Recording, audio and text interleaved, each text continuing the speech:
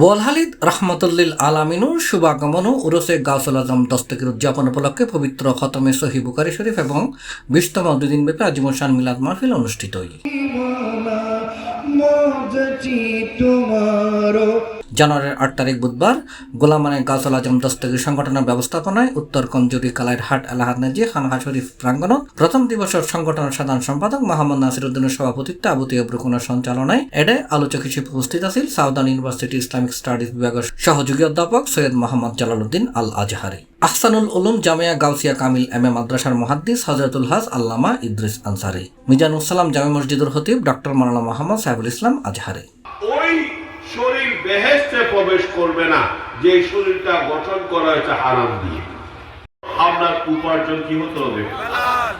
এই জন্য হাদিসের মধ্যে আছে ইন্নাল্লাহা তাইয়্যিবুন লা ইয়াকবালু ইল্লা তাইয়্যিব।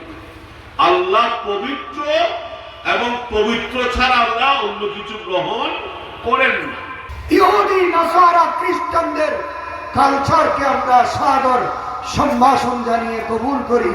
গৌসুল আজমের আদর্শ আমরা পড়ি না, গরিব নওয়াজের আদর্শ পড়ি না, শাহে আমানতের আদর্শ পড়ি না, খলিফাতুর রাসূল আবু বকর সিদ্দিকের আদর্শ আমরা পড়ি। আল্লাহ আমাদের অন্তরের বাতিকে জ্বালিত করুক। অন্তরের প্রদীপ যার জ্বালিত হবে তাকে মসজিদে আর টেনে নিয়ে যেতে হবে না, নিজে নিজে ধরবে।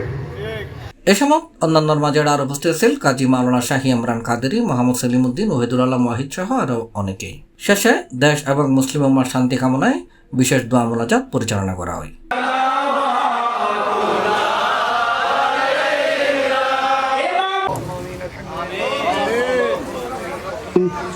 والصلاة والسلام على أشرف الأنبياء والمرسلين وعلى آله وأصحابه أجمعين حسبنا الوفق يا إلهي C+ TV চট্টগ্রাম।